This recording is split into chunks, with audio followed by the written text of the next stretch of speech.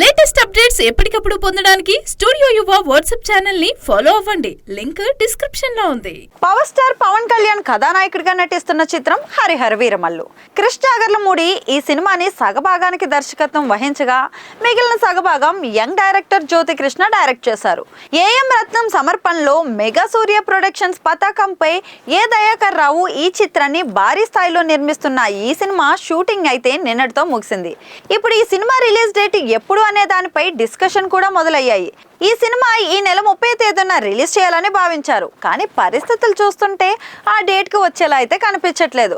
నిర్మాత ఏఎం రత్నం జూన్లో ఈ సినిమా రిలీజ్ చేయాలని ప్లాన్ చేస్తున్నారట.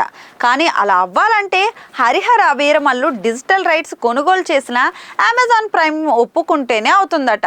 మరి ఈ నేపథ్యంలో అమెజాన్ ప్రైమ్ టీంతో చర్చలు జరిపేందుకు ముంబైలో మకాం పెట్టేందుకు వెళ్తున్నారు నిర్మాత. అన్నీ అనుకున్నట్టు జరిగితే హరిహర వీరమల్లు జూన్లో రిలీజ్ అవుతుంది, లేదంటే ముందుగా అనుకున్నట్టు మే 30న విడుదలవుతుంది.